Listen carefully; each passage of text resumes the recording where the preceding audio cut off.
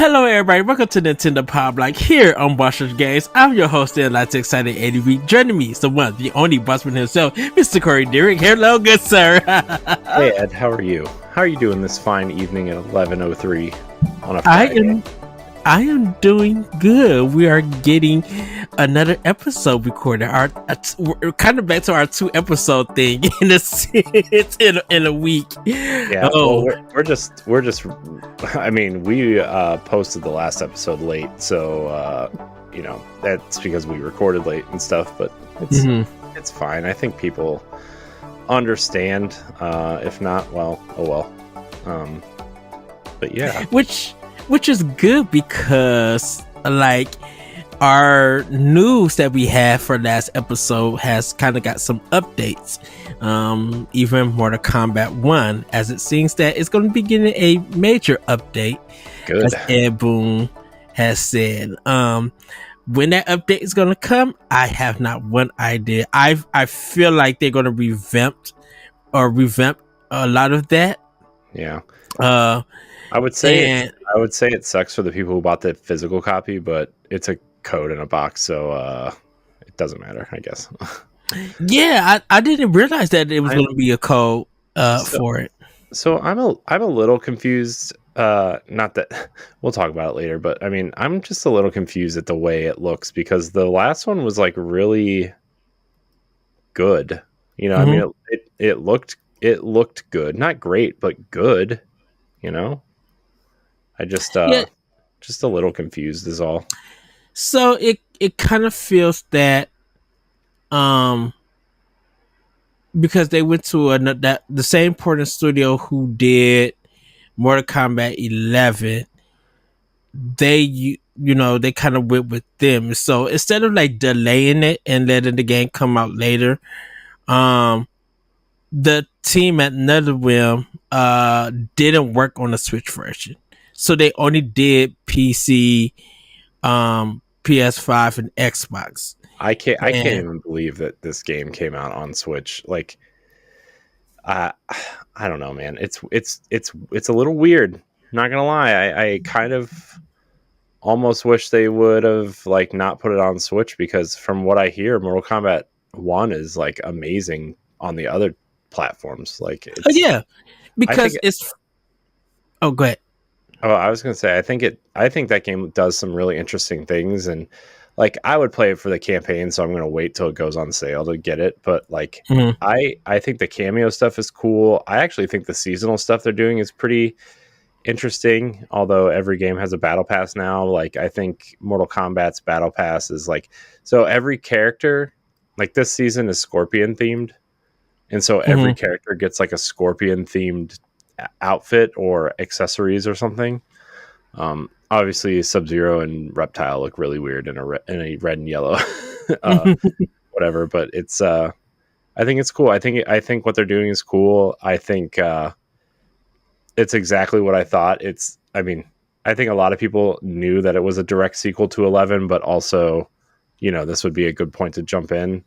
I was listening to the Nextlander podcast today and they all said like if you didn't play 11 or any of that trilogy, like you should probably play those if you're in it for the lore and the story because it's super important for the story. But I mean, if you're just into Mortal Kombat casually and you don't care, then it's probably fine. But yeah, well, I think the thing with the Switch port or Switch version was that NetherRealm didn't make it. Well, they probably made it, and the company had to port it down. That's what I'm assuming.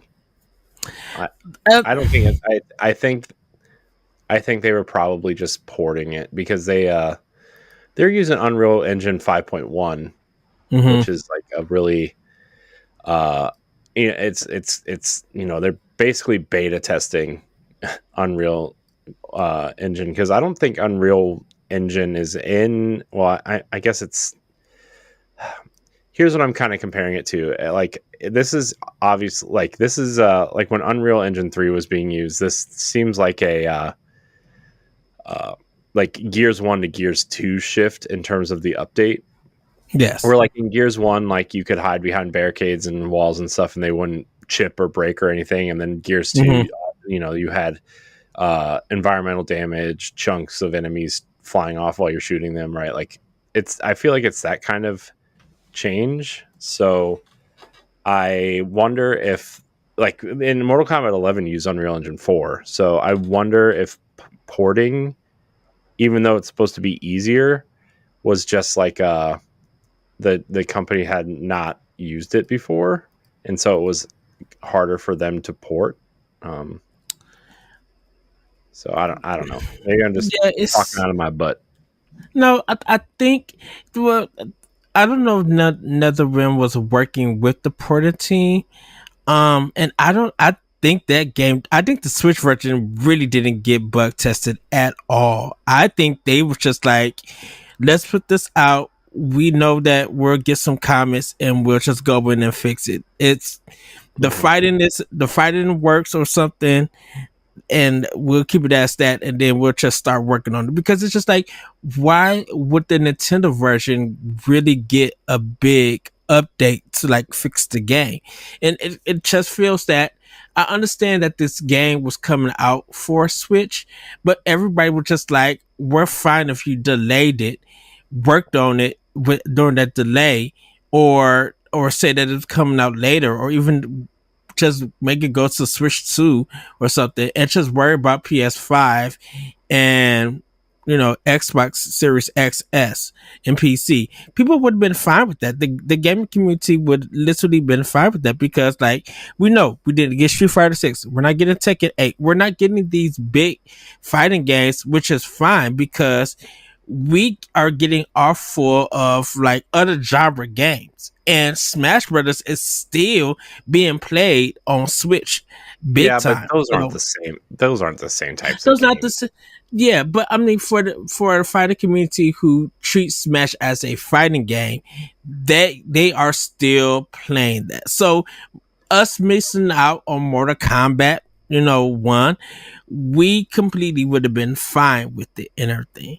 Yeah, I also think, like, especially with all the rumors of the new console coming out soon, like, it kind of seems a little late to put a game as a service out on this console, right? I mean, technically, they're not calling it a game as a service, but it's a game as a service, right? I mean, you have season passes, you have new character packs, you have skins, like it's everything's a game as a service these days. So, I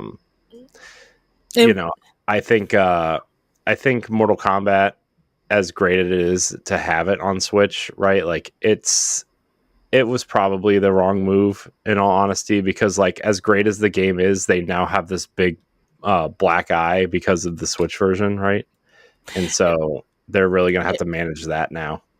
And I think Ed Boon was so hyped about Mortal Kombat 1 for the next gen systems that, because of the sales of Mortal Kombat 11, they thought they could get that same, or probably Ed Boon or NetherRealm or Warner Brothers, they probably thought they could get that same well, that same reaction and same sales number.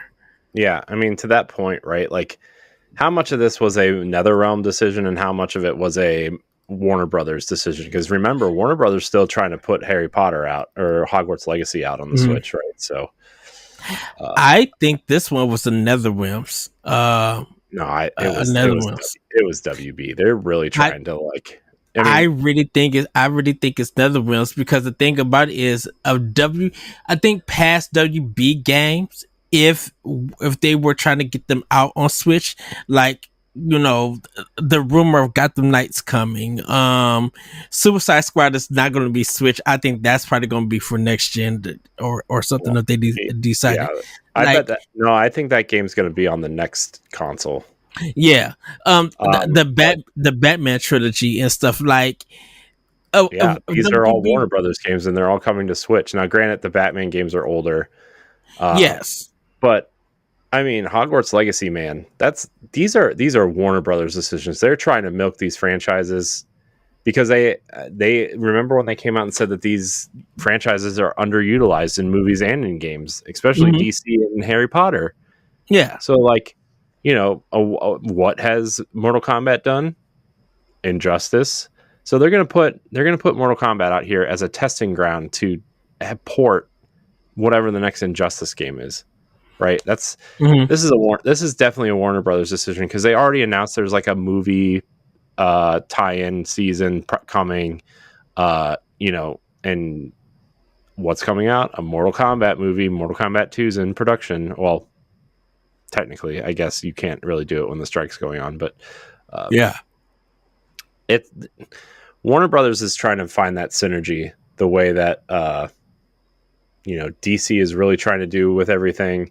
Warner Brothers wants synergy between all their products. It's the same thing that like Disney is trying to do with Star Wars and Marvel, right? Well, not necessarily Marvel, but especially like Star Wars, right? Everything's canon. All the games are canon. All of the books are canon. Like this is a Warner Brothers thing, man. They're trying so hard to catch up to Disney. They are trying so hard to catch up to Disney. And I agree. I mean, I'm not saying like they want to be Disney, but like in terms of like product recognition, Disney is so much farther ahead than Warner Brothers at this point, right? Like in movies, Marvel is traditionally better than DC. Spider-Man is a Marvel property that has an amazing game. Like they're really trying to catch up to that again, which is crazy because the Arkham series was quote unquote the first good superhero game in a long time, right? And so I feel like Warner Brothers feels like they're behind, and they're kind of like in the midst of rebooting everything, and like DC Universe being rebooted, Harry Potter is being rebooted as an 8-season show on Max. I just feel that I feel like this is a Warner Brother decision. But it just feels weird that we don't think of Warner Brothers on Switch as like kind of like third party and stuff. You do though. I mean, all the Lego games, Scribblenauts, obviously Batman's coming. I mean, Cars Driven to Win is a Warner Brothers developed game. There's more Warner Brothers on Switch than you think. It's basically the Activision thing, right? Where like you don't think of Activision as like a major Nintendo third party, but all of their games have made it to Switch except for Call of Duty, right?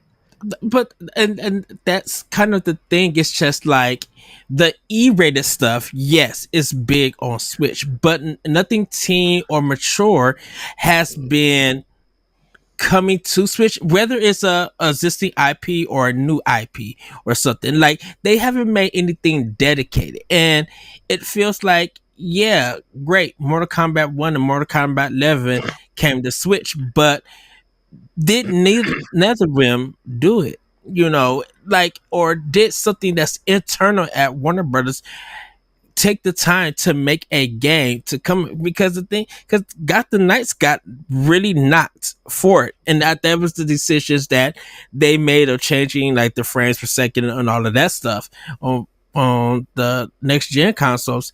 And it's just like, and I think this is going to probably be a question for Expansion Pass, is that even with Switch 2 comes out, is Nintendo going to still get the less treatment or get the port treatment of their games? When is if the next system is up to being as a Series S or a PS5, are port companies going to have to worry about going out of business because the games are being made in-house, whether at that, or are they going to just once again ship that game to other developers to port it and stuff? Yes, as long as Nintendo is underpowered and does not use the same architecture, they will always use a porting house to port these games. And I think that's the question. They will always come out later, and they will always be more expensive because they're on carts or whatever. And most of them will probably come out 3 months to a year later. And that's I think that's what I said for Expansion Pass, because the question, I think the thing to me is that even if it's on the level of a Series S, before they even get to PlayStation 6 or the next Xbox, now that you have power and now Nintendo has given you a development kit. Will you be making games for 3 platforms on the same level? No. Because now are we in the age that Nintendo is just never going to get anything from third parties from in-house. But Everything is going to that's be been for them. true. That's been true since the Nintendo 64, though. Aside from the Wii, that's been so true for Nintendo for 25 years. It's like, and even when we did get stuff on the Wii, it wasn't the same game. I mean, I think the prime example is The Force Unleashed. That game was totally different on the Wii, right? And so, you could try to port to the Wii and implement motion controls, but like, even when they were getting third-party games, it's like Carnival games, and don't get me wrong, there were some great third-party games, like Klonoa was great, and Zack Wiki was awesome, and love that. I was thinking about that game today too. Where's the HD version of that game? Oh, dude, I want that so bad. I was literally thinking about that game. Yeah, but it's just. I think Mortal Kombat, and I know that people want to knock Nintendo for having, I don't think anybody's knocking Nintendo on this game, though. I really don't think anybody's knocking Nintendo. Well, they're blaming. Well, here's the thing. I don't think anybody's blaming Nintendo on this, because I think we understand what kind of games we're getting with Nintendo, and the Switch is on its way out, and people are looking forward to that new console, right? And so I think that is the saving grace for them not blaming Nintendo. I think people are blaming NetherRealm, and yes, Ed Boon came out and said that they're going to fix it and patch it. And I mean, I've been a defender of Mortal Kombat 11 on the Switch since I played it. Right, it was really obviously it wasn't running at 4K, 120 frames a second, and the texture packs weren't there or anything, right? But like, it was a really good port of that game. All the fatalities were there. The backgrounds, the backgrounds were what they were, but the fighting and the character models were great. And that seems to be where they slipped up here, because those character models are not great. And it's like the bad load times, like they were just.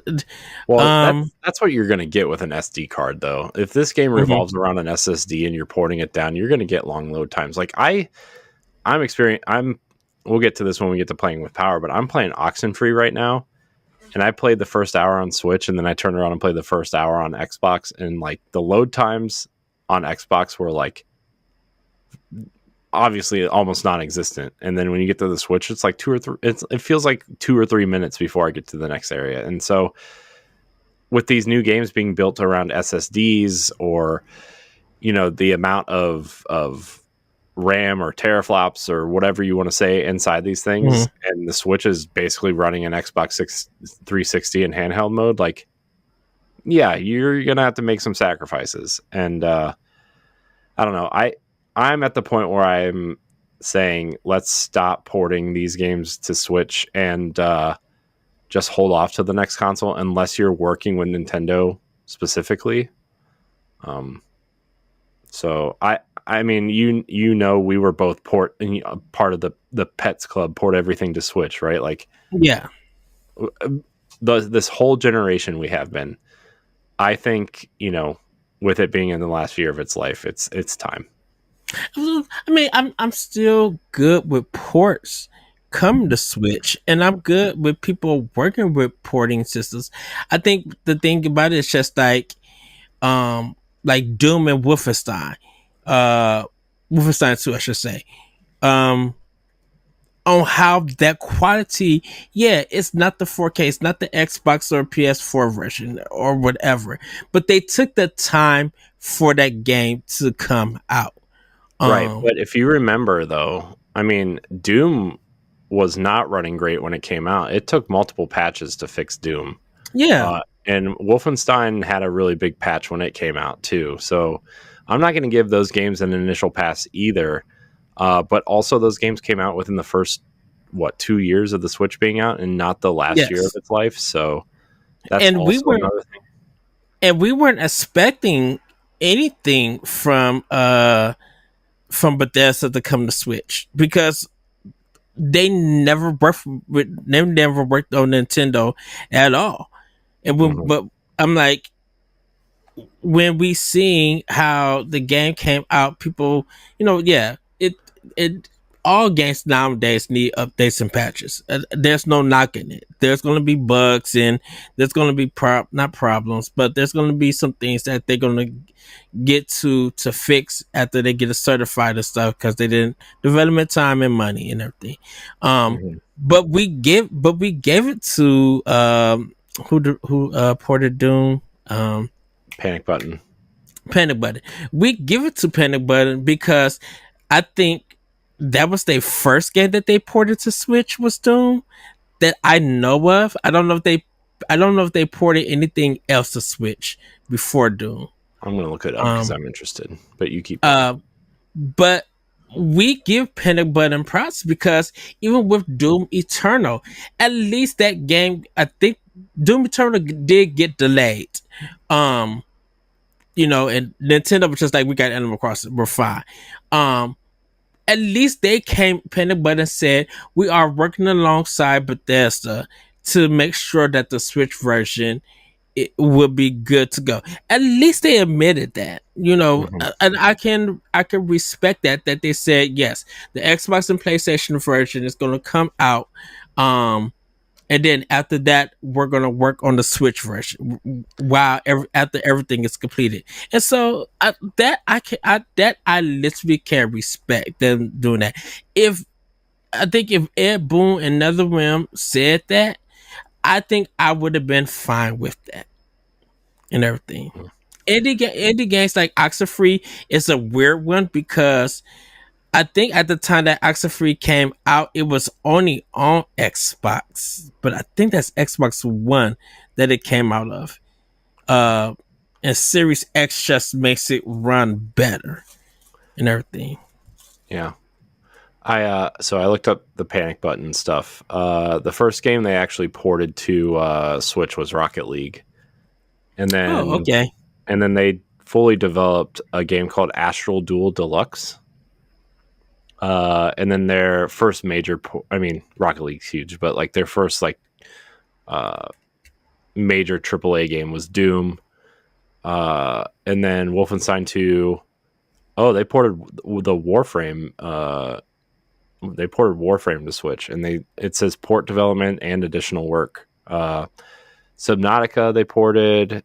Hob, the definitive edition, they ported, which I knew. Wolfenstein Youngblood. Doom 3 BFG edition, Torchlight 2. They actually ported Forza Horizon 4 to Xbox Series X and S. That's interesting. Yeah, Doom Eternal and Apex Legends were the games that they ported. That's a lot of porting shooters must be like their specialty or something. All right. And they're good at what they do and stuff, and so it's just like I said, I wasn't looking forward to Mortal Kombat 1. I'm not knocking the game or anything, but for a fighting game wise, I'm looking forward to Tekken 8.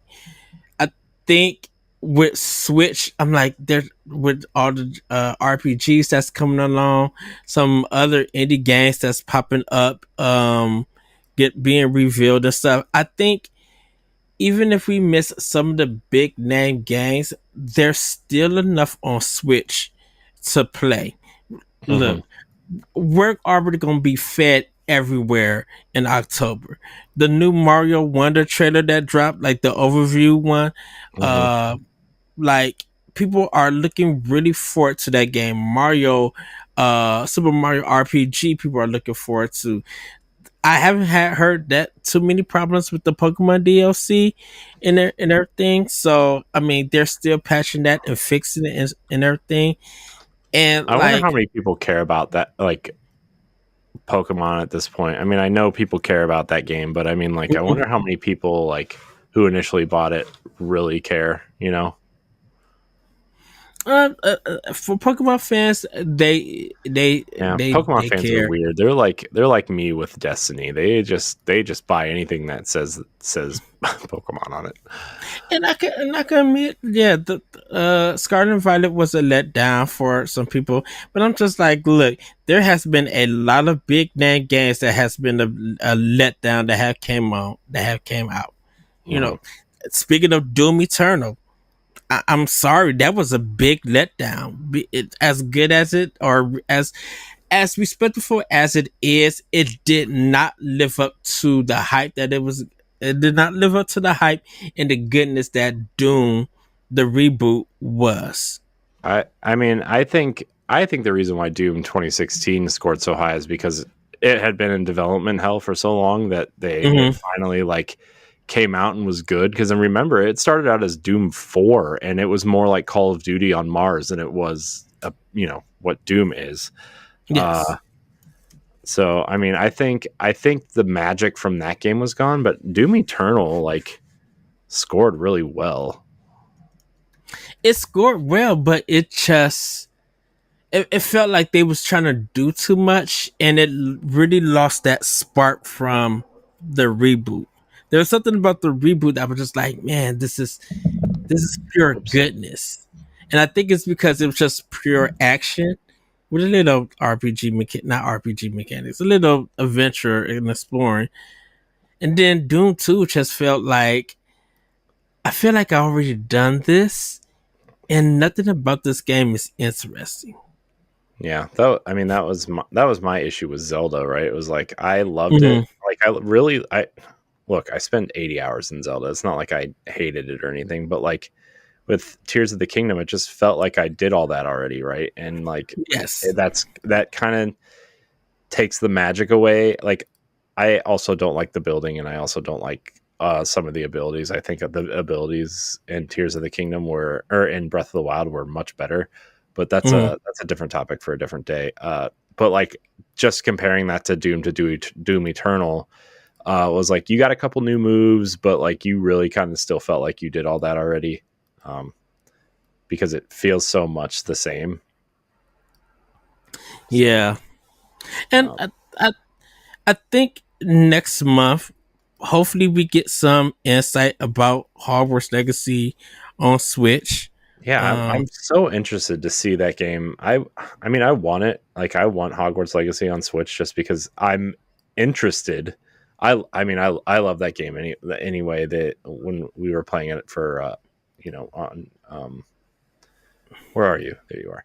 Uh, I it's gonna be in my top few games of the year, if not my game of the year. I love Hogwarts Legacy, but I'm so interested to see how they get that game running on Switch because it didn't like mhm. initially didn't really run well on the new consoles, and then they ported it back, and now they're porting it back again.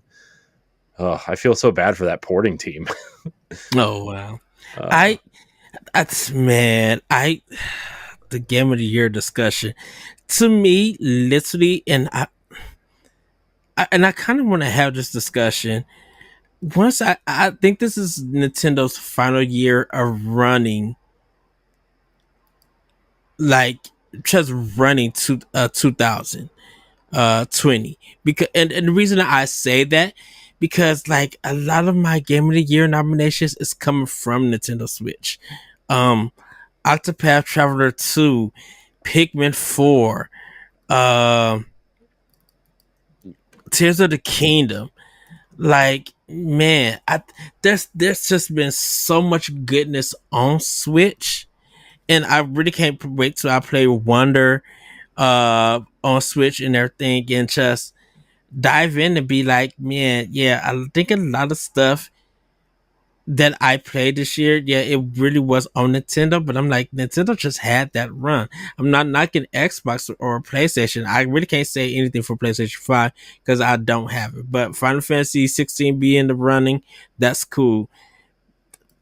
Xbox right now, it's just Hi-Fi Rush.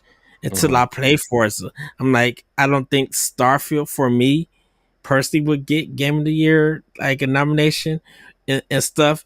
But like, man, Yeah, I was talking to a friend about like soundtrack of the year, and he mentioned Octopath Traveler 2, and I was just like, dang it, yeah, that soundtrack is phenomenal. Pikmin got a great soundtrack. Tears of the Kingdom got a great soundtrack. Like, the music in a lot of these games, it's going to be one. I think the only thing I might have a hard time is with the indie stuff, because I feel like I got away from the indie games because there was just too much of the big first party and third party stuff coming out, that I may have missed a lot of indie stuff, and I kind of want to fix that in a sense. But like, I can't wait to play Hogwarts Legacy and stuff. Yeah. If they were ever drop it in price, because that book is still It's like on, it was on sale last week during there was like a WB publisher sale or something on Xbox. Yeah, I think it was. But yeah. But Corey, you want to quickly get into Nintendo? Sure, we can do that. All right, everybody, it's time for Snacktendo. So I only have one snack that I'm going to talk about. I was talking to our Coca-Cola representative, and we were talking about things in the store at my job, and he was just like, "Did you try the Fanta? What the Fanta? Flavor?" And I was just like, "No." I'm like, "Oh yeah, we got it in the back, but I didn't try it, and there's zero sugar." And I tasted it, and I'm just like, okay, it tastes like blue raspberry. And then as I got busy during the day and it started warming up, it started tasting like Comet. That green powder that you clean the bathtub. Oh, I'm It well started aware. tasting. It started tasting. Okay. It started tasting like that, and I was just like, I don't know if this is supposed to be grape. I don't know what flavor it's supposed to be. It did start out as blue raspberry, but I think because it's a zero sugar drink, I I was just like, the aftertaste is like cleaning product, and it's Delicious. not for me. I drunk the whole thing. I Shocker. finished it and everything, but I also had a Sprite. So I mean, I wanted to try it to see how it tastes. Um, People who can't really have sugar and stuff may end up liking it. Like if they've been doing like the Coke Zero, and the zero sugar drinks and stuff, they may like it. They may actually be able to find the taste of what it is. I I think because I'm a sugar tongue boy, it just it was not a hit for me or anything. So Shocker. that's and I had chicken lo mein and fried rice, um, and everything. But yeah, that's pretty much it. I have Nintendo snacks, but I'm going to talk about that next time on Pow Block. Okay. I guess for me, I'm trying to think because we just recorded on Monday night, so I'm trying to. I haven't had anything snack wise because during the week I can't have that stuff. Uh-huh. So, I mean, I guess like, if we were recording tomorrow night, man, I know my mom's coming over, and I know she's bringing a veggie pizza, which I'm very excited Ooh. for. Homemade. Yeah, the crust is like made out of like a croissant dough, and then Ooh. like you cook the dough by itself, and then the rest of it is just cold. Mhm. It's like this ranch spread on it, and then you chop up broccoli, cauliflower, carrots, and some people put tomatoes on there, but I don't like really care for tomatoes unless it's like a BLT or something. But and then you put it in the ranch, and then you sprinkled cheese on top. So I really like a thick crust with like a thin layer of the ranch spread. And I could eat a whole thing, man. It's so good. It's really delicious.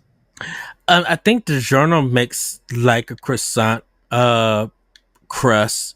There's some pizzas that do it, but it's like it's the same as a regular pizza with the tomato sauce and cheese and pepperoni and all of the toppings and stuff.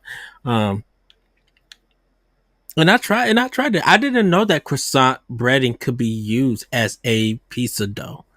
Yeah, you just feel like you just like take it all. Like I know they're kind of separated by like not saran wrap, like parchment paper or whatever.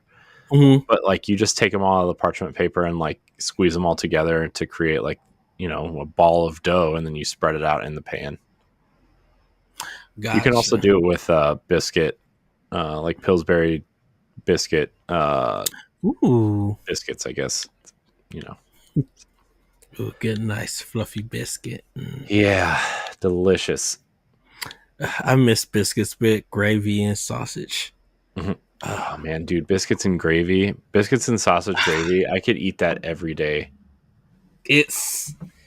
Man, you just had me like Corey, it's secretly like top tier anointings. Like secretly, not in this part of the country. Man, dude, like so I let me tell you this real quick.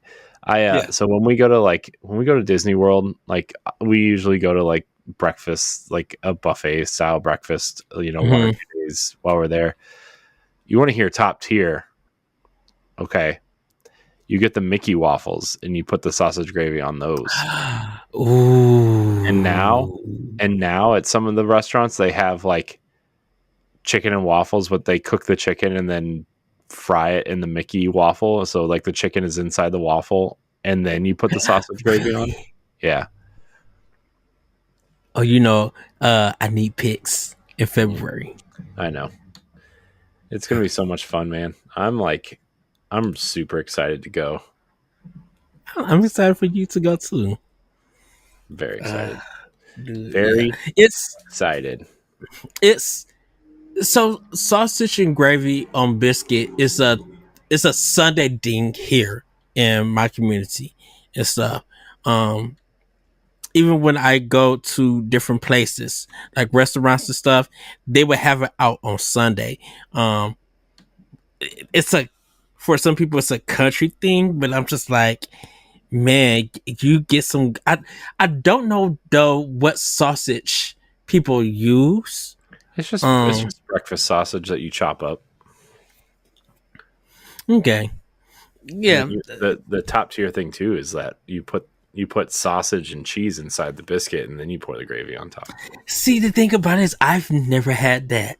Me neither. I just thinking how my brain is still look, even though I'm losing weight and stuff, like my brain is still fat and I'm just thinking about all the things that I can't have and I'm trying to stuff all the fat stuff inside the biscuit, which is also fat, and the gravy, which is also fat.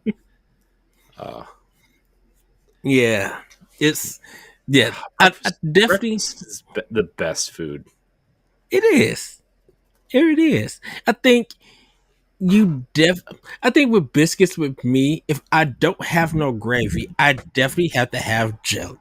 That's just no honey. That's just my thing. You know what? I'm not a honey guy on biscuits. That shocks me. It's you seem like the type of guy that would just like wash down his breakfast with a bottle of honey or something. One of them dumb honey bears, and you're just like, no. I think the thing about it is because my mom never used honey like that for biscuits. She might use it for like biscuits at Popeyes and stuff, but when she was making biscuits for breakfast and stuff, you know, we would get the gravy with the sausage in it with our biscuit, or if we didn't have that, we would get that biscuit with jelly and butter on it, and everything. So it's not nothing against honey on biscuits. It's just something that I'm not accustomed to. Not knocking it or anything, but we just had other ways of eating it. Biscuits are so good. I've never been to Popeyes. It's interesting. I would say that. I'm not knocking Popeyes because the thing about it is as great as Popeyes is, I just don't eat it a lot, and there is a lot of cars in our drive-through at our Popeyes and stuff. Now that's where I definitely get the biscuits, sausage and gravy with it because the gravy have sausage parts in it and then you get a biscuit. So that one be like bomb big and stuff. Interesting. But then it's kind of hard because you guys sometimes use that little gravy and sausage for your mashed potatoes, but you just like, no, I need this for my biscuit and everything. So, but everybody, it's time for Play with Power. How should we do this one, Corey? Because I mean, I'll go first just because I don't have a lot to talk about. I mean, I have a couple games, but nothing like really to talk about. So I've been playing more Disney Dreamlight Valley. I'm really trying to get to the new update because it's like, where's the stuff? I need it. I need it. So I've been playing that. I finished Beacon Pines, which we actually just recorded a book club for it. If you're a patron, you can see it right now on YouTube and the Patreon feed. You'll be able to hear it in October if you're not a patron. Really fun kind of choose your own adventure game. Highly recommended. It's $20 on Switch. It's also on Xbox Game Pass if you have Game Pass. It was quite a surprise to me. If it came out this year, it technically came out on consoles this year, but it came out last year on PC. Mm-hmm. It would probably be in my top 5 games of the year. The story was super compelling. The characters are awesome. Just the way you choose how to play the game is interesting. And like, if you, I would actually use a guide, honestly, if you don't have time to like figure out which words go, or they use this system called charms, and it's kind of like a Mad Lib type thing where like there's a blank space in one of the sentences in the story, and you kind of apply this charm to that to kind of see the outcome. And you'll get a lot of like bad endings, quote unquote, similar to Nier Automata, I guess. Like if you die, that counts as an ending, right? Yeah. And so there's a lot of different bad endings, and there's a couple like this was a mediocre ending or whatever, but like there's only one true path, but you have to figure out what the one true path is in the story by using these charms. And it's really fun. I highly recommend it. And then a couple days ago, I started Oxenfree because that will be the Patreon October book club. Oxenfree 2 is the game, but I haven't played the first one, so I'm playing them both. Okay. I didn't get 2, and I need to finish 1. I got it on Xbox. But just I don't know. I think it was a game with gold at some point. Okay. So, but that's what I've been playing. All right. For me, I finished Sea of Stars. Yeah, I completed the game. I'm working on doing the side quest stuff for this game, and I would leave it at that because that some of the side quests contains some extra stuff for the main game, and I don't want to spoil it or anything. So I am working on that. Started up Romancevania on Series X. It definitely is a Castlevania style game. It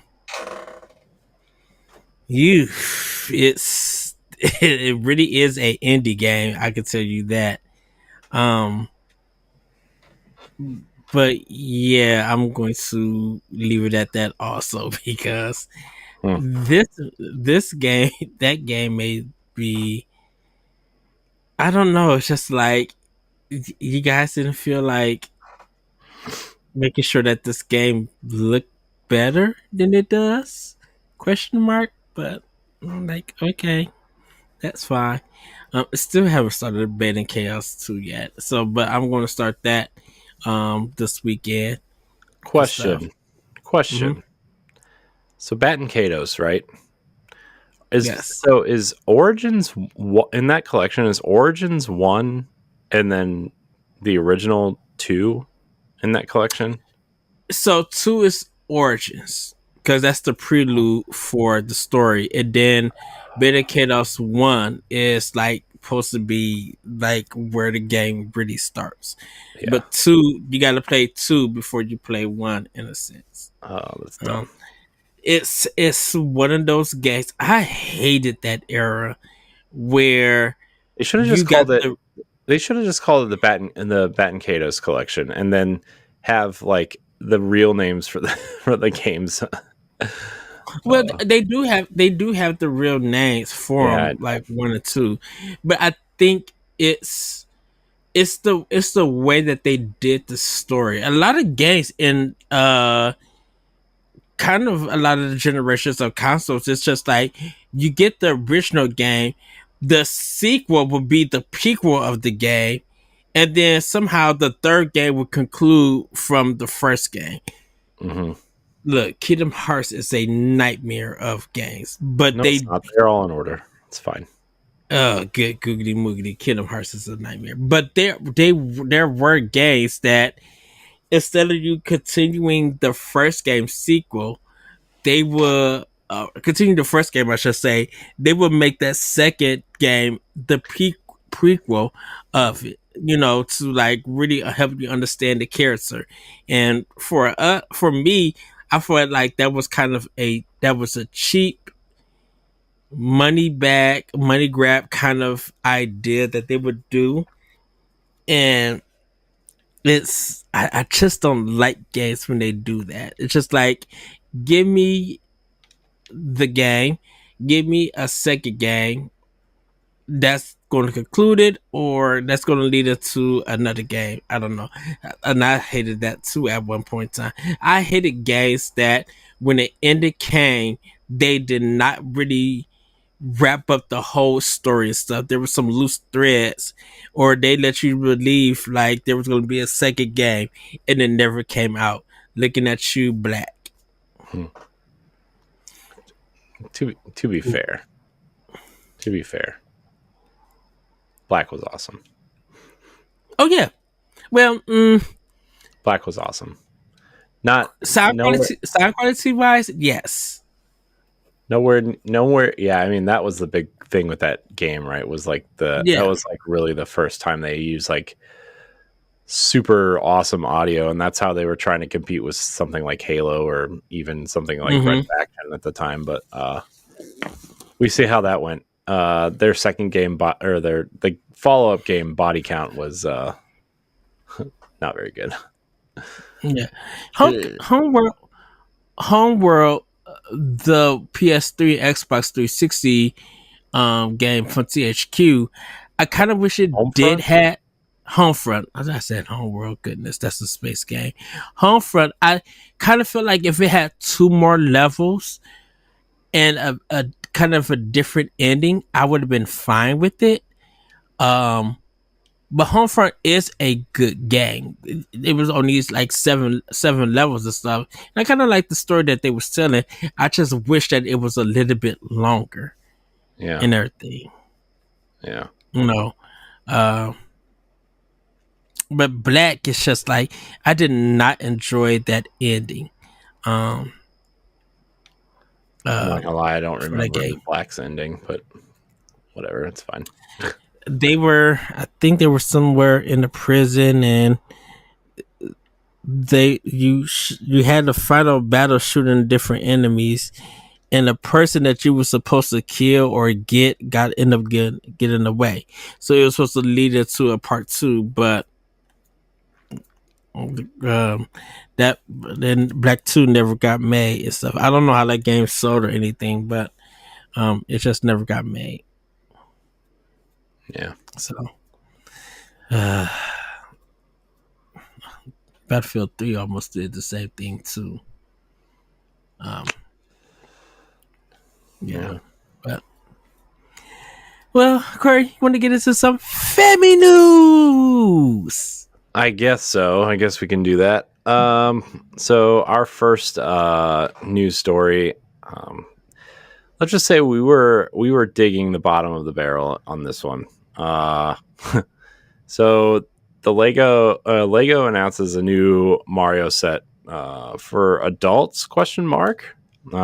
Nintendo and Lego are teaming up again to bring some new Mario sets that will be catered to adults, it seems. And the first one they are bringing out will be Piranha Plant. These sets will be this set will be the first one released this November, with seemingly more to come. That's interesting, I guess. So it's let's see, the Piranha. This is the article from Nintendo Life. The Piranha Plant featuring a pipe and a 2-coin element is made of 540 pieces and will measure over 9 inches tall when fully built. You will be able to pose the mouth, head, neck, and figure when fully built. It will measure. They already said this. It will measure at 9 inches tall, 4.5 inches wide, and 6.5 inches deep. It'll cost $59.99 and is already up on the Lego store to pre-order. So that's it looks interesting. I don't see the 500 plus pieces in this thing, but it's cool. It looks cool. Yeah. So what do you think of this thing, Ed? It looks nice. When they said it was for adults, I'm like, wait, huh? I think it's the piece count, probably. I think anything over like 200 pieces is considered, not for children. I think I'm waiting for a better set in their thing. Because I do love Legos. I just haven't purchased any lately and built any sets. So I think I'm waiting for something like a Cat Mario or something to build. Mm-hmm. Yeah. I mean, this is cool, but again, Legos are so expensive and I don't have room for that stuff. And, I think it's interesting, but whatever. I know a lot of people are excited for the Nintendo Legos, and like I'm kind of shocked they haven't done any other IP yet. They will, though, I guess. Everybody's hoping for a Zelda one. Zelda and Metroid. Yeah, they're gonna keep waiting. Sorry, guys. Our next story is more of an update on the Unity story, which we kind of, they kind of already came out and said that they were going to have updated terms because, quote unquote, we hear you, we're listening, we're making changes to better serve our community. We know we need to earn your trust, all those stupid marketing PR terms, and when somebody messes up. So Unity has revealed the new pricing model for their runtime fee. After all of the backlash and harsh feedback people at Unity have received, Unity create lead Mark Whitten has released an open letter to the dev community and gamers out there. We're gonna open this article here and kind of get the full thing. There was so they wrote a blog on unity.com. You should go over there and read the whole thing if you're super interested. But basically they are making changes as such as there will be no runtime fee for games built on Unity Personal. We will increase the cap from $100,000 to $200,000 and will remove the requirement to use the quote made with Unity splash screen. Which splash screen? That's like the opening of a game, like when you boot it up, right? I mean, there's always a Unity or Unreal or some sort of engine. You have to acknowledge the engine, I think. Yes. So that's kind of a weird thing. No game with less than $1 million in trailing 12-month revenue will be subject to the fee. So I think that helps a lot of smaller developers. For those using Unity Pro and Unity Enterprise, we are also making changes based on your feedback. The runtime fee policy will only apply beginning with the next LTS version of Unity shipping in 2024 and beyond. So no current Unity users. Your games that are currently shipping and projects you are currently working on will also not be included unless you choose to upgrade them to the new version of Unity. That's the big one, right? So all games that are using the current version of Unity will not be affected. Which still, people will probably move off of Unity after their current games are done anyway because of all this, or because the pricing will kind of change or whatever. Also, people might not trust Unity because they're just changing things all over the place. But that was the big one. We will make sure that you can stay on the terms applicable for the version of Unity editor you are using, as long as you keep using that version. For games that are subject to a runtime fee, we are giving you a choice of whether a 2.5% revenue share or the calculated amount based on the number of new people engaging with your game each month. Both of these numbers are self-reported from data you already have available. You will always be billed the lesser amount. That's also still, I think that's also better. It's not necessarily amazing, but that's better. Yeah. We want to continue to build the best engine for creators. We truly love this industry, and you are the reason why. Okay, PR. I'd like to... okay, so there's like a live... They're calling it a fireside chat. By the time you hear this, it'll already have gone live, and you can probably watch it on YouTube or some sort of, video sharing platform. So, yeah. I think this is better. I think this is good communication, especially for something that seems so negative, right? Yes. But what doesn't... what won't cause them to change this in the future anyway, right? I don't know, man. They have a lot of trust to gain back, right? And they say this in the beginning of this this blog post. So, it is what it is. But Unity is they lost a lot of trust. Yeah, I kind of felt like it was good for him to say, sorry for not talking to you guys as developers. Sorry for not getting your input, your feedback before we made this announcement. And I think he probably kind of felt like it was a business decision that they was just going to reveal this and people were going to just accept it. Mm-hmm. And it didn't come from the president of Unity. It came from the creative lead for this apology. And it would have made sense if Riccatello, or whatever his name is, JR, I'm going to call him, it would have been better if he came out and made this apology and said this. But unfortunately, we had to hear it from somebody else. And I agree with you that it is going to take a long time for them to gain trust. And I think developers would understand the changes if they would have talked to the developers who are using Unity instead of before this announcement was made. That way they could go in, change some things, and then announce this. Mm-hmm. And everything, because the way that it was just rolled out, it really just, there was no clarification on things, and it really kind of felt greedy in a sense. So when you get to that point and developers who saying then they're going to stop using your engine, that was going to really affect that business big time.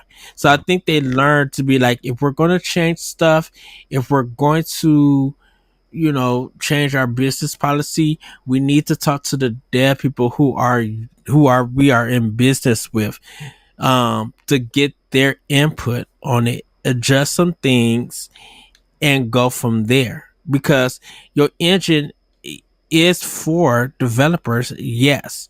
And if you want people to use your product, you have to engage with them, so they could get a better understanding and probably be hyped to use your product and work out the business stuff with that. So yes, I'm glad that they did change a lot of stuff. I'm glad that he came out and said something. Um, I I think this would I think the trust thing is going to take within a year for it. Is work. I think it's once the more indie games start rolling out, and we start seeing what engine they use and stuff, we'll see how this is going to be effect. But if we start seeing more people going back to using Unity, um, and definitely probably for developers who are just starting out, if Unity, the new engine version, I should say, of Unity, if that's more in their budget for them to use, we'll probably start seeing that probably within a year or two. But it's going to take a long time. Yeah. That announcement really damaged that company. Yeah, it wasn't a good look, for sure. It's all about messaging, man. It's all about messaging. Yeah. All right. Well, this last story is more Xbox related. There's a lot of like the FTC and Microsoft kind of. I'm still not 100% sure whose fault it was. Microsoft says it was the FTC, obviously, and the FTC says it was Microsoft. But I would really recommend looking at all this stuff. This stuff is really fascinating and interesting. Granted, some of it's from like 2 or 3 years ago, but like at least the hardware stuff is locked and loaded. You don't just, that stuff was from like the end of 2022 ish. So I would look at it. I think the new Xbox looks awesome. If you don't know, a lot of Microsoft's kind of future plans through 2030, the acquisition of Bethesda, and the things that we're going to focus on today are like companies that were in discussion to be acquired or, mentioned in this doc. Like Nintendo was mentioned in this doc, but everybody's highlighting like Microsoft wants to buy Nintendo. I'm like, no crap, everybody wants to buy Nintendo. Like, right? PlayStation wants to buy Nintendo. Valve probably would buy Nintendo, right? I mean, it's not it. The context of the email chain is never explained in any of these articles, and it really makes me mad because it's clickbait. But I would check out like a lot of this stuff if you're interested in the Xbox ecosystem. The Xbox Series X all digital edition is really cool looking. It's not a fridge this time. It's more of like if you look at it like an Amazon Home Assistant, like that tall round cylinder. Yeah, that's what I was wondering. Was it circle or was it like an oval shape? It's like a paper towel roll with a top and a bottom. Is how I mean, it's a cylinder, so it has USB-C ports everywhere. 2 terabytes of internal storage, which is what I'm more excited about. No like significant upgrades in terms of like power or anything, although it'll run more efficient, so it'll run it'll run better anyway because it'll run more efficient. They're using 6 nanometer chips instead of 7, so they can make the console smaller. I'm sure the SSD they're using is smaller. So it's an exciting time for Xbox if you are looking for an upgrade, which I will most certainly buy this for the living room. But this is an idea. There's nothing confirmed or anything. It was just it's not confirmed because this wasn't supposed to get out. But these are all internal slides. I mean, people had to sit there and look and explain all these and pitch them and get them in the pre-production, and like most of the stuff is or already maybe has come to fruition. Like the most interesting thing too are the Bethesda games timeline, and Indiana Jones is supposedly going to be a trilogy. The Elder Scrolls and Fallout remasters were leaked. There's a Doom prequel coming out called Doom Year Zero, supposedly. Supposedly is its next game. We all thought it was Quake, and it still might be Quake, right? I mean, still might be, but there's definitely another Doom game coming.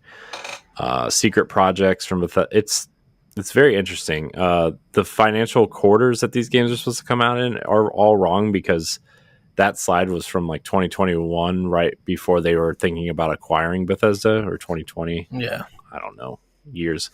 But yeah, it's all very interesting. But the thing we're going to focus on today, I think, is acquiring Nintendo, quote unquote. So yeah, and also like WB Games, and now, I mean, there was rumors floating around today that Microsoft, after the Activision Blizzard stuff, is going to try to buy Crystal Dynamics and IDOS Montreal. That's what I would want them to do, but who knows how those rumors are, right? I mean, we've been talking about that since Square sold them, so we'll see. They are working on Microsoft internal projects, though, but I hope everybody that was laid off finds jobs. I know it was only 10 people from Crystal Dynamics, like a bunch of marketing people and one IT person, which is like strange, but yeah, I think it was like, did they 9 PR people or something like that? 9 or PR, PR and marketing people and one IT. IT. So and then people. Oh, go ahead. The people who just some Mythic Force or Myth Force that just came out. They had people laid off too from Embracer. Yeah. I mean, so also, I think also Immortals of Avium, that whole studio, like half that studio is gone too, right? Which is sad to see. Yeah, 45 people. Yeah, I still need to. I didn't buy the game. I didn't go to Best Buy to see if they had it, but I may have to order it for like a curbside pickup and stuff. Yeah, I want to get it. There's been a lot of other things not to play, but like, I mean, I've got a lot of other stuff to do. I can't. I don't know. I want to support that studio because I feel bad, but not just because I feel bad. I think the game looks really awesome. I don't know. I should have. It makes you feel bad when like maybe your purchase could have saved someone's job or something. You know, I mean, it's only $70 towards the company, right? But like, you still feel bad sometimes. Yeah. But all right, let's dig into this quote unquote Microsoft is trying to buy Nintendo BS. So if you read the whole email chain, this whole acquisition thing started when so they were looking at gaming companies to purchase like studios and stuff. This was well before Bethesda, and it was also around the time that the government was getting involved in TikTok and saying that the U.S. branch of TikTok needed to be sold off because of Chinese hackers. They don't want them infiltrating government, property, and they were taking it really serious. Like TikTok wasn't allowed on government property phones or smart devices, that kind of thing. And so Microsoft the Xbox division was looking to purchase studios, and Microsoft was looking for consumer-facing brands. And when TikTok was supposedly available, I think either Oracle bought them, or maybe TikTok is just still TikTok. I'm not 100% sure. I know Oracle was involved at some point. And so when they were looking at studios to purchase, obviously Bethesda was one of them, and I think Crystal Dynamics and IDOS were up there. I mean, that list came out too a while ago of like, there was something like 30 or 32 real studios that they wanted, and then Activision became available and they were like, well, let's do it. But if you look, like, a content director from the Microsoft products team, from like the acquisitions team, suggested Microsoft buys Nintendo. Obviously, Nintendo is not for sale. And if you read the whole email chain, that person was someone who clearly didn't know the history of Microsoft and Nintendo from the beginning, right? Because Microsoft tried to buy Nintendo from the very beginning, and were laughed out of Nintendo flew them out there basically just to laugh in their faces. And so Phil Spencer responded and said, like, the quote that keeps coming out is, that would be a career move. And in the context of the email thread, Phil Spencer told that guy that, like, yeah, we have an eye on Nintendo, but they would be very, very difficult to acquire, based on how much they're worth and how well the Switch is doing. And the second thing is, Japan has like a very big honor system, and they own, like, Japanese companies usually only are sold to other Japanese companies. And the other quote that keeps coming out is Nintendo, ellipses. First of all, Nintendo's future exists off their own hardware, which, yeah, the future of Xbox is going to be off their own hardware, and PlayStation at some point. Everything's going to be able to be played on some sort of app. There'll be some sort of unified machine, probably, maybe not in the next 10 years, but at some point, right? It'll be like a VCR or DVD, right? You'll be able to play these games. They'll all be apps on these devices, right? Especially if cloud takes off, within the next 15 or 20 years. It'll just be an app on your TV and you'll be able to play your games. So that's the part that was taken out of context. And Phil Spencer, kind of, the other emails basically went into, like, Nintendo's not available. Nintendo would be super expensive. We'd have to do all these things, yada, yada, yada. And basically he was letting the guy down easy and saying, this, there's no way, right? We're watching them. They're technically a competitor and a good partner, right? But, like, it's not happening, dude.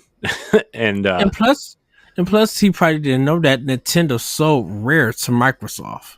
Yeah, the mergers and acquisition director, definitely not into games, right? So, I mean, yeah, if you're not into I wonder how many people even know that Microsoft tried to buy Nintendo at some point, or, like, I still hear people when I go to the store asking if, like, Mario is on PlayStation, right? Like, the general consumer has no idea about any of this. So, I mean, if this guy is, like, barely a general consumer, or, obviously has a different type of job than Phil Spencer does, right? So, yeah, I mean, Nintendo's just not going to sell to anybody unless they have, like, a real downer console at some point, which I really don't think that especially if the next console is just another Switch, but it's just... Also, this email was, like, in the beginning of 2020, before the pandemic, so that should tell you something also.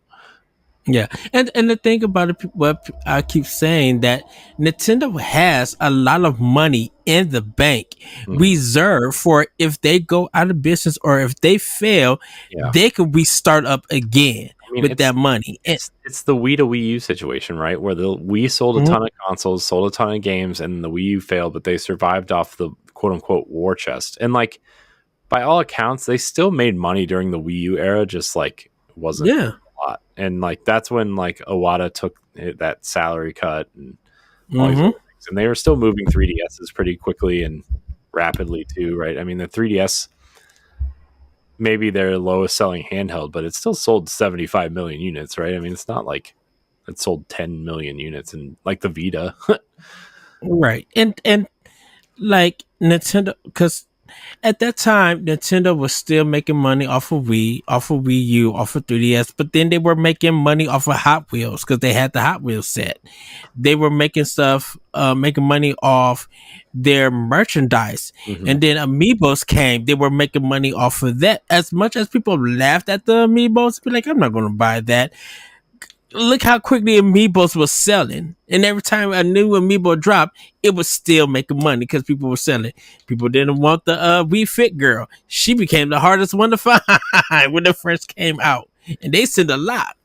Yeah. So it's just like Nintendo had different avenues to make money, and at that time, like with 3DS and all the games that came out, like Pokemon selling like 1 million, Fire Emblem Awakening selling 1 million, with all those different versions of 3DSs came out, like the Monster Hunter one came out, that was selling. Like they were still making money off their hardware and software sales. And as like people said, like there's no way that they were making money. Oh, if Super Mario Sluggers on Wii was still selling at $49.99 when that game came out, they were making money. Yeah. New Super Mario Brothers Wii was making money, even though Wii U was still out. Like, so Nitty was making money hand over fist, just everywhere and everything. Yeah. So, and don't forget that was the era that if Square Enix or EA didn't sell about 2 or 5 million games, they called that a failure and they were shutting the studios down. It's just like, are you serious? Yeah. So that was yeah.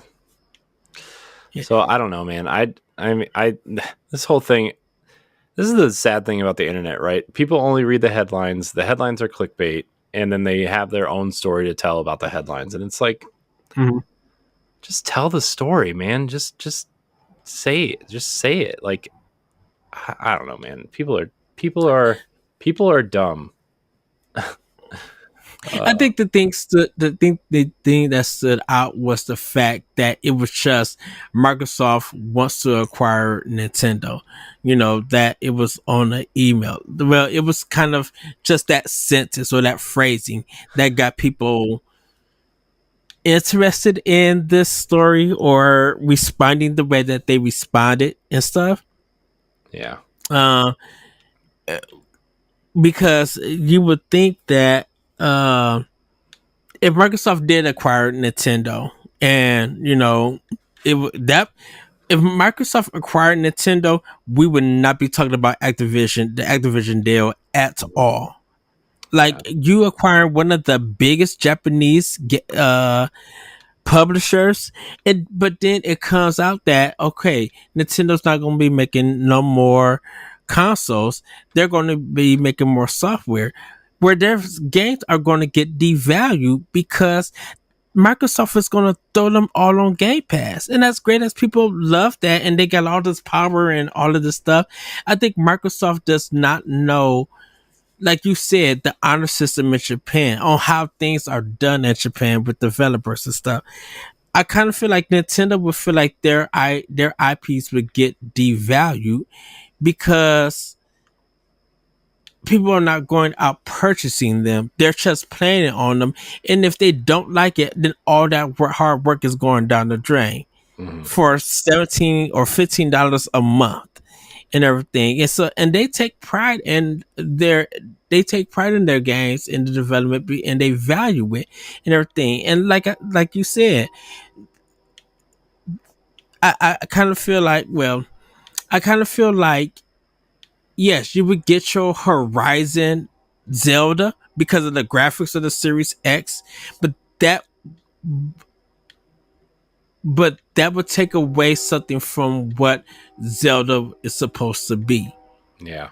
You know, in a sense, the spirit of it, the exploration, the feeling, the memories, the moments that you feel with that game, all of that would be taken away because it's on a system that's really catered more to Americans than Japanese, than Japan. And yes, TGS has happened, you know, with all of that stuff. Like, just because it's on a powerful system, it would lose a lot of interest because the market share for Xbox is still questionable in Japan. I'm like, you really want Mario Kart 8 to go against Forza Horizon? Like, you you want Metroid to go against Halo and everything. Like, yeah, you want Smash Bros on it, but then I'm like, you got all of these other fighting games.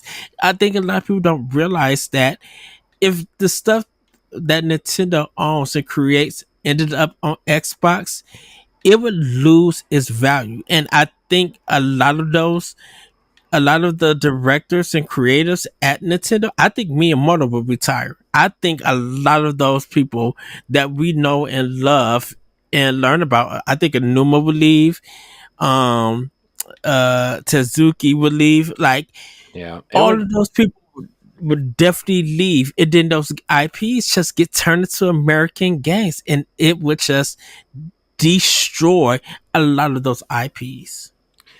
Yeah, I mean, I think it would be like a quick, like initially, like I think the legacy stuff would really work on something like Game Pass or something. But like, I mean, you get 10 years down the road, or even 5 years down the road, for like Nintendo making games for other consoles. Like, I think the heart and soul of Nintendo, like the heart and soul of Nintendo, is that they're weird and they make their own stuff, and like Mhm. sometimes it works and sometimes it doesn't. I mean, Nintendo wouldn't be making Labo for Xbox, right? Or like, Right.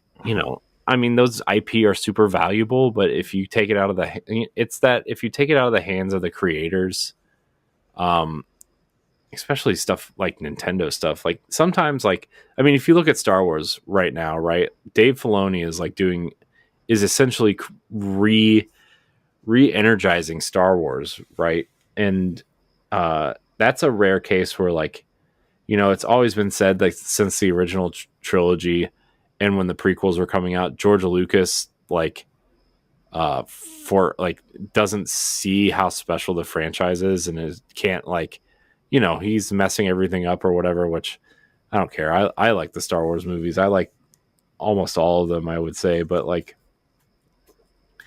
I think Dave Filoni is like the creator who can like take that universe and really make it something special now that George Lucas isn't involved, and he's been doing that, right, with especially with Ahsoka. I'm watching Ahsoka right now, and I don't know anything Mhm. about that character except that, like, in the cartoons and stuff, that she was Anakin's Padawan, right? That's all I know. But he's really building his own universe within the Star Wars universe, and it's really cool to see that. And I mean, because like when the last sequel movie came out, like, remember, they changed all their plans, they canceled movies, they didn't know what to do with it, and now then they brought him and John Favreau in, and like they're really making something special out of like what they're calling the Mandoverse, I guess. But you that's it's the same thing with um Nintendo, though. If you take it out of the hands of the creators and like you let somebody else be involved, you really run that chance of like ruining the legacy. As great as like Super Mario Brothers 3 is, or A Link to the Past, or some of them early Nintendo 64 games are, like, nobody's going to care if it's not on a Nintendo console. I mean, you might get that initial hit of like, oh man, look, I can play Mario 3 on Xbox, but like, you get 10 years down the line, or you get a new generation in there who grew up on Minecraft and Fortnite, right? Like, they're not going to care. If they want to explore other games, they're gonna look at new games. I feel like we've hit that point where the generation or two behind us are not going to appreciate classic games the way that we do, because we grew up with it, right? And it's fine. Mhm. I'm not really a person who goes back to play old games a whole lot, but like, they don't have the nostalgia for a lot of it that we do. They don't have the appreciation of starting with a joystick with a button on top with the Atari, or like, the arcades and stuff. Like, I think that's where you lose the Nintendo legacy. If it, that would Putting on other consoles would be the nail in the coffin. So, Yeah. And it's I I mean, it just feel also, like, sorry, I didn't mean to interrupt. oh, I mean, if the Switch wasn't a success, we could be having a totally different story, right? But like, mhm. I mean, Nintendo always finds a way to persevere and you know keep going and hitting on the success, right? Like, I don't know, man. like the software is where the success is really at, and Switch is successful because of the software. Yes, making it easier for people to play games on the go, and playing these big triple A's in a smaller size, regardless of what the quality is, minus Mortal Kombat 1. um is an experience for people who are always on the go or who can't really get to play games because of family obligations or work obligations and stuff like that. To see all those people, just if it ever had happened, to see all of those people leave and everything, you don't think, trust me, Sony would do everything in their power to snatch Miyamoto. Bandai Namco would do everything in their power to get Smash Brothers, the director of Smash. Why could I not think of his name? Sakurai. Like, these companies are going to fight to get these developers, all those top directors and developers and everything at Nintendo. They're going to do everything in their power to get them if they actually leave Nintendo. Mm-hmm. And so it would be like, okay, we got Nintendo, but we really just got them in name and we got their IP. And then if their IP comes out and it's done by the way that Microsoft is working games now with their developers, we wouldn't see a Fire Emblem until maybe their next console. And we may just get that with a whole bunch of cutscenes before we actually see the whole game and everything. Like, and who in Microsoft, and not to knock Microsoft and those studios, who is going to take these games and not evolve them, but make them really feel like it's a Nintendo game? At this point in time, besides like Hi-Fi Rush, Tinko Works would probably be the only company, but that stuff would kill any Nintendo IP, and not kill in a good way. They would destroy it. Yeah, well, you're gonna make Zelda feel like Skyrim. That would be nonsense. Yeah, well, I mean, it's a good thing none of that's happening. Yes, I know I sound fired up, but it's just like I seen that, and I overraged from a hypothetical acquisition. I seen that, I laughed, and I wasn't enraged by it, but I'm like, everybody knows. Yes, I'm a dedicated Nintendo fan. Everybody knows my love for Nintendo. I love Microsoft and I respect them, but Microsoft has their own lane. They have no business touching or being in Nintendo's lane. Well, I mean, and they're great. There's great partners, but that's about it. I mean, they're not trying to be, though, so I'm not worried about it. I just the last point I want to make before we move on, because we have been talking about this unnecessary topic way too long, is that I had thoughts. Sorry. I think if Nintendo went on another console, right, or multiple consoles or whatever, it would almost be like the way I mean, you think about it, it's not the same, but it's similar, right? Like Kojima leaving Konami and what happened to Metal Gear, right? Like nobody wants Konami to make another Metal Gear game unless it's a remake, right? That's like nobody wants them to. And Kojima left that franchise to be, what it is. And which, I'm not a big Metal Gear fan. I'm not even really a big Kojima fan, but like, that people hold him at such high regard, like Miyamoto high regard. And those IP that he worked on are special to a lot of people. And I think that's how we feel about Nintendo, is like, we don't want anybody else to touch them unless, Nintendo's involved, right? I mean, yes, someday Onuma and Miyamoto, and Sakurai are all going to be gone, right? All these people. But I think, like, you look at Mario Odyssey and how well that was received, right? Like, that wasn't done by Miyamoto, right? That was done by what's his name? It starts with a K.